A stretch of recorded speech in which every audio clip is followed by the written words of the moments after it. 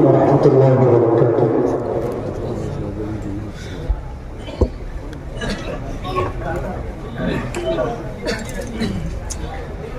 الحمد لله كفى والسلام على عباده الذين اصطفى، أما بعد. أعوذ بالله من الشيطان الرجيم. بسم الله الرحمن الرحيم. الذين آتيناهم الكتاب يتلونه حق تلاوته. صدق الله العظيم.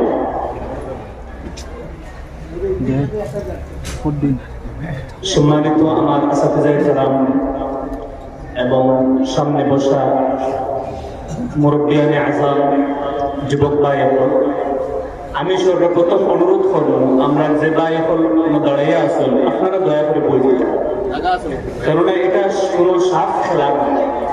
বাজারও দেখা যায় সাপের খেলা দেখায় মানুষে, তো কিছু মানুষ সাইডে দিয়ে দাঁড়ায়, তখন কিছু মানুষ পর বইলো দেখি মজলিস, কোরআনুল কারীমের মজলিস, দয়া করিয়া সেও দাঁড়াইয়া তখন সব বই দিতা, আর আমরা কিছু আগে দিয়ে বই দিতা।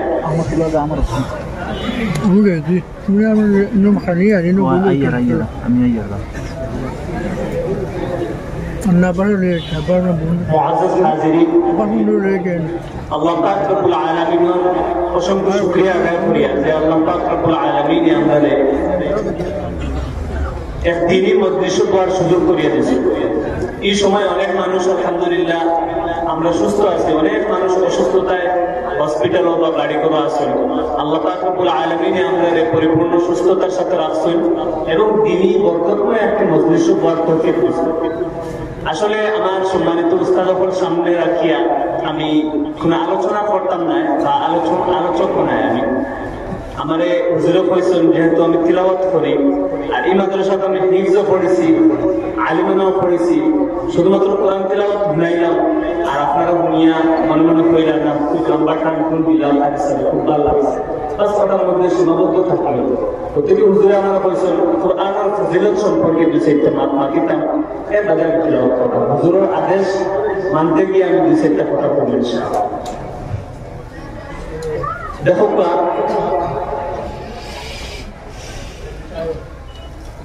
কোরআনুল কারীম আমরা মুসলিম জাতির সংবিধান।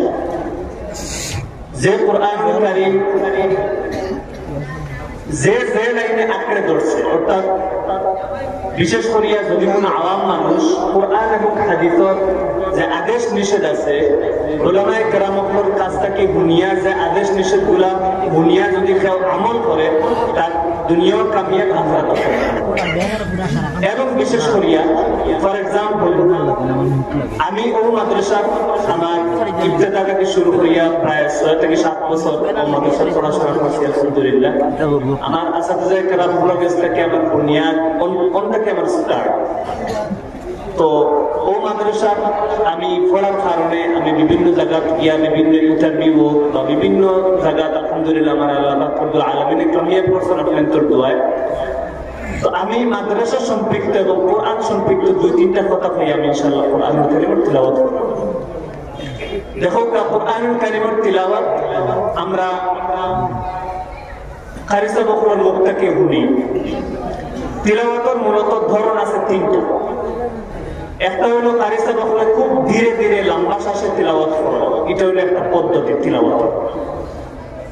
আরো 2টা পদ্ধতি আছে, তা হলো আমরা মসজিদের ইমাম সাহেব হলে যে মসজিদের মধ্যে নামাজ পড়া, তাইতে অত লম্বা টান দিয়ে কিন্তু নামাজ পড়েন না। যদি লম্বা টান দিয়ে নামাজ পড়েন সব মুসলিম করতে নেই। তো গতিকে এগুলো আলাদা একটা তরতিব, যেটার নাম হলো হাদর করে আমরা বসে। আর কারি সাহেব হলে যেটা তিলাওয়াত করে এটার নাম হলো তাহকিক বা তারতিল। আরেকটা পদ্ধতি আছে, তা হইল বিশেষ করে আমরা উস্তাদ হলে হিফজ মাদ্রাসা বা মক্তব ছাত্ররে পড়ায়, অর্থাৎ বিশুদ্ধ তিলাওয়াত করার লাগিয়া বা হরদানের বিশুদ্ধতার সাথে কোরআনুল কারীম হিকারের লাগিয়া যে পদ্ধতিটা অবলম্বন করেন মধ্যম পন্থা মধ্যম গতিতে, ওটার নাম হলো তাজউইদ। ও 3টা পদ্ধতি তিলাওয়াত। তো আমি আপনাদের যে কথাটা কইতাম চাই তা হইল, আপনারা যারা এখানে উপস্থিত আছেন, আমি আপনাদের সামনে কোরআনুল কারীম থেকে তিলাওয়াত করব, কিন্তু একটা শর্ত আছে। শর্ত মানবেন? আমাদের দুরা মাফি না, শর্ত মানবেন? যদি মানবেন আমি তিলাওয়াত করব, না করতাম, মানবেন ইনশাআল্লাহ? ইনশাআল্লাহ। শর্ত হইল কুরআনুল কারীম মুসলিম জাতি অর্থাৎ মুসলিম নর-নারীর উপরে কুরআনুল কারীম ততটুকু শিক্ষা ফরজ আইন, যতটুকু কুরআনুল কারীম শিখলে তার নামাজ, দৈনন্দিন নামাজ, 5 ওয়াক্ত নামাজ শুদ্ধ হবে, ততটুকু কুরআনুল কারীম বিশুদ্ধতার সাথে শিক্ষা ফরজ আইন, হুজুরের দাও আছে।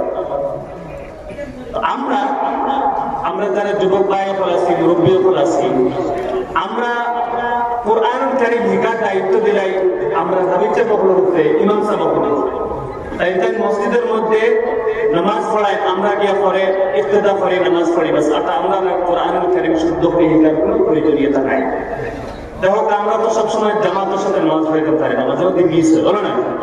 এরপরে আছে আপনার উইতির আছে, সুন্নত আছে, নফল আছে, আরো ইত্যাদি নামাজ আছে। সেই নামাজগুলা বিশুদ্ধ হওয়ার লাগিয়া, নামাজ শুদ্ধ হওয়ার লাগিয়া কুরআনুল কারীম অর্থাৎ কিরাত শুদ্ধ হওয়া লাজিম, ফরজ। এখানে আপনাদের আমি আপনাদের দয়া করে অনুরোধ করব, আমরা অনেক আছি মক্তব্য হরুবেলা পড়িছিলাম বা আমরা মক্তব্য উস্তাদে বা মক্তব্য মেসাবে যতটুকু কোরআন শিখাইছে বাস ততটুকুর মধ্যে সীমাবদ্ধ। আজ থেকে 10, 20, 30, 40 বছর আগে তো আমরা তিলাওয়াতের মধ্যে হয়তো ত্রুটি বিচ্যুতি থাকতে পারে। তো যদি আমরা বয়স 70 বছর হয় আর আমরা বিশুদ্ধ তেলাওয়াতের জায়গা অশুদ্ধ তেলাওয়াত যদি 70 বছর নামাজের মধ্যে করি, 70 বছর পাবন্দির সাথে নামাজ পড়িয়ে গেল, নামাজ কিন্তু কবুল হলো। কতক্ষণ থেকে আমরা ওলামায়ে কেরাম হলে নামাজের ওয়াজ বিভিন্ন জায়গায় হয়, ফরদার ওয়াজ হয়, কিন্তু আমি যেহেতু কুরআনুল কারীমের লাইনে খিদমত করি, আমি বিভিন্ন জায়গায় যাওয়ার পরে মানুষের আমার দাওয়াত দিয়ে নিই কুরআনুল কারীম উনানির লাগে লগে আমিও মাত্র দেখো কমসে কম আলমতারা থেকে সূরাতুল ফাতিহা পর্যন্ত সবার লাগিয়ে শিক্ষা করছে শুদ্ধতার সঙ্গে। এখন মনে মনে করি আমরা দাঁড়িয়ে থেকে গেছে, আমরা একজন বিজনেসম্যান, একজন মাস্টার, একজন ডাক্তার, এখন আমরা সূরাতুল ফাতিহা দিয়ে খাই গেছে। আমরা মাদ্রাসা মসজিদের ইমাম সাহেবের মধ্যে সম্পর্ক অন্য লাইনে জড়ি, তেল পড়া আনি, পানি পড়া আনি, নামি জানি, ও লাইনে সম্পর্ক। আবার খতম পড়াই, আবার কেউ মারা গেলে ইমামর দাল লই, কিন্তু আমরা অন্য লাইনে গিয়ে ইমামের লোকের সম্পর্ক অর্থাৎ ইমাম সাহেব করে গিয়ে বইলে ইমাম কেউ নাই, ইমাম সাহেব কইব ইমাম সাহেব আমার সুরের কথা বলি, যদি কোনো ত্রুটি বিচ্যুতি দেখা করিয়ে দেব ইমাম সাহেব শুনবা, ইমাম সাহেব শুনাইবা, শুনাইলে যদি ইমাম সাহেবের 500 টাকা হোক, 1000 টাকা হোক, 200 টাকা হোক, তো আপনার খুব কেয়ারফুলের সাথে এই জিনিসটা করবো। কেননা আমরা অনেক মানুষ গাফিল, বিশেষ করে দাওয়াত তাবলীগের কাম শুরু হয়েছে আমরা এলাকায় আলহামদুলিল্লাহ, এর দ্বারা অনেক মানুষ উপকার পান। কোন উপকার? বিশেষ করে নামাজ শুদ্ধ করার লাগে যে ফরজ ওয়াজিব বা কিরাত ওগুলো শুদ্ধ করা নিয়ে, তো আপনারা সুযোগ পাইলে তাবলীগ জামাত ও সময় দিবা অথবা ইমাম সাহেবের লগে সম্পর্ক করিয়া আপনারা কমসে কম নামাজ শুদ্ধ আর মতো কিরাত শুদ্ধ করবা ইনশাআল্লাহ, করবা ইনশাআল্লাহ, তোমরা বড় করে হোক করে ইনশাআল্লাহ, আল্লাহ সবার কবুল করুন। আরো 2টা মাত্রই আমি শেষ করব। আমি এলাকার বড় হয়েছি, আমার অর্ধেক মনে হয় শরীরের মাংস হাড্ডি মনে হয় বড় হয়েছে ওই এলাকা খাইয়া, তো বুজুর্গের সামনে রাখিয়া মাতিলিয়ার বড় বড় আমি ফল বুজুর্গ গেছে, আমি ক্ষমা প্রার্থী। আমি আরো 2টা কথা কইতেছি, আমরা মাদারিসে ইসলামিয়ের লগে আমরা সম্পর্ক এলাকাবাসী। নাইরগ্রাম মাদ্রাসা আমার বাড়ি খালিগঞ্জে, ফুলবাড়ি। আমি খালিগঞ্জে থেকে ও মাদ্রাসা পড়িয়ে আমি আলহামদুলিল্লাহ আল্লাহ আমার বহুত দূর নিয়েছি আপনার দরবারে। একটা এলাকাতে একটা দিনী প্রতিষ্ঠান হয়, কোরআন এবং হাদিস পড়ানি হয়, দিনী মাদ্রাসা হয়, কিতা লাগে ও এলাকার মানুষের পয়লা ফায়দা আছে। এখন দেখা যায় নাইরগ্রাম মাদ্রাসা এখন খোঁজ করিয়া দেখো বর্তমানে রানিং ছাত্র দল 150 আছে, 150 ছাত্রের মাঝে 120টা ছাত্র খাইবা বাইরে আছে, নাইরগ্রামের ছাত্র খাইবা 30টা। কি আমি মনে করি আপনারা বিশেষ করে দিনী মাদ্রাসার লগে সম্পর্ক 3 ধরনের সম্পর্ক রাখবা আপনাদের উপর কর্তব্য। 1 নম্বর সম্পর্ক হইল আমরা বছরে একবার মাদ্রাসাতে যাই ওয়াজের দিন, আর মাদ্রাসাতে একদিনও বানাই না। কি আমরা উপরে দায়িত্ব নেই? এই এলাকার মাদ্রাসা এখানে আমরা মাঝে মধ্যে এই মাদ্রাসার উস্তাদ হলো খবর লইতাম, উস্তাদ হলো খবর লইতাম, আচ্ছা তো ছাত্রদের খবর লইতাম, এরা খাইতানি ঠিকমতো আসেননি, বেমার আসাননি, মাঝে মধ্যে আইতাম দেখতাম। এটা আমরা হক। 2 নম্বর হক হইল আমরা নিজ সন্তান দিয়া মাদ্রাসার সহযোগিতা করব। দেখো একটি দিনী প্রতিষ্ঠান হোক বা জেনারেল এডুকেশনের লাইনে কোন প্রতিষ্ঠান হোক, যদি ছাত্র না থাকে তাহলে এই প্রতিষ্ঠানটা বেকার। উস্তাদের লাইনে কিতা করতাম আর কমিটিও লাইনে কিতা হয়, প্রত্যেকে ছাত্র হইলে একটা প্রতিষ্ঠানের পুঞ্জি। তো আমরা দ্বিতীয় সহযোগিতা করতাম নিজের 3টা পদ আপনার 2টা পদ মাদ্রাসা, বিশেষ করিয়া ও নারীগঞ্জ মাদ্রাসা নারীগঞ্জের ছাত্র বেশি থাকবে।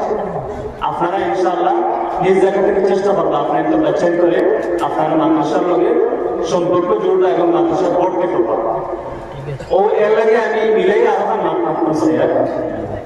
আমরা একটা ভুল ধারণা আছে মাদ্রাসা তোমার ফুয়ারে পড়াইলে এগুলোর বেতন থাকতো 5,000 অথবা 4,000 অথবা 6,000, বাস এর পৌঁছে যাইতো না। আমার ফুয়া এগুলো কি আমার মৃত্যুর আগ পর্যন্ত বাঁচি কি রাখে কি আমরা জোর করে বাঁচি না, আমরা বাঁচিয়ে দেব। বরঞ্চ অনেক মাস্টার অনেক ডাক্তারটা কি আমরা উস্তাদ হল মাদ্রাসা শিক্ষক ও মসজিদের ইমাম করে দেওয়ার বেশ ঠিক না? তো গতিকে ভাই আমরা মিথ্যে থাকি যে ভুল একটা মেসেজ মাথা আছে ওগুলো বার ফেলতাম। অর্থাৎ দেখুন আজ যদি আমার ফুয়া আমার নাতি যদি মাদ্রাসার পড়নেওয়ালা না থাকে, আমার মা অথবা আমি মরার পাবে জোরে এরকম চলবে দেওয়া লাগে, খাবার কিনতে এরকম খেলা, ওষুধ দেওয়া এরকম খেলা ইত্যাদি জানাজা পড়ানো হইত কিনা। কি আপনার 3টে ফুয়া একটা ডাক্তার, একটা ইঞ্জিনিয়ার, একটা অন্য একটা তখন ফোন দেখবো তখন জানাজার নামাজটা তো পড়াই বুঝল তখন ফোন দেওয়াই খাফর তখন সবন চিন্তাই তখন থেকে বাইরে মুরব্বী হবো। আমি বয়সে একবারে কম, আমি বড় বড় মান মানতে দিচ্ছি, আপনারা একটা কষ্ট নেবে না।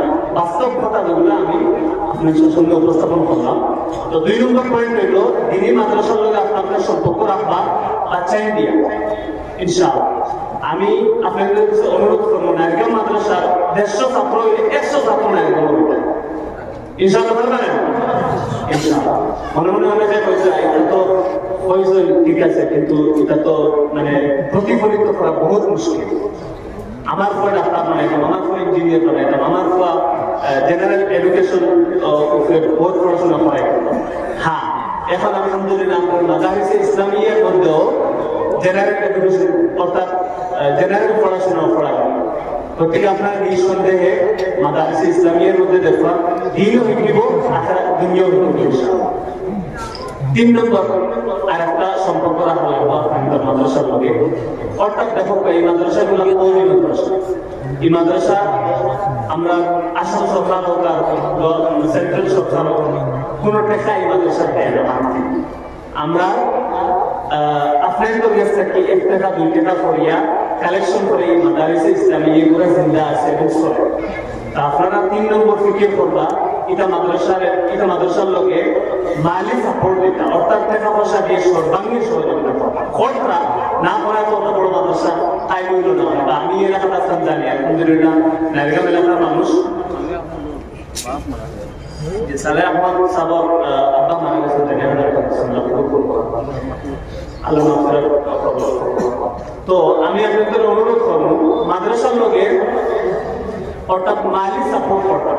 যেমন ওয়াজও আইয়া 5,000 টাকা ধরে গিয়ে গেলে আজকা বছর পজা আদায় বিষয়টা এই মাদ্রাসা কন্টিনিউ ছাত্র থাকুন আপনার বোর্ডিং। আমরাও এই মাদ্রাসার বোর্ডিং খাইছি, আপনারাও যদি টাকা পয়সা না দিতে না তাহলে হয়তো আমি উপস্থা হলাম এই সময় আমিও খাইছি। আলহামদুলিল্লাহ আপনারা আজ থেকে সহযোগিতা করে এখনো সহযোগিতা করবো, ভবিষ্যতে করবো ইনশাআল্লাহ, পারবেন না ইনশাআল্লাহ? ইনশাআল্লাহ। তো আমি আপনাদের সামনে অনেক মাফ মাতি দিয়েছি, যদি কোনো ভুল ত্রুটি হয় আপনারা মাফ করিয়ে দিতা। আর সর্বপ্রথম আমার আল্লাহ রাব্বুল আলামিন এই কথাগুলোর উপরে আমল করার তৌফিক দিতা। দ্বিতীয়ত আমরা সবাই ইনশাআল্লাহ এই কথাগুলা মানার এবং আমল করার তৌফিক দিন। আমি ইনশাআল্লাহ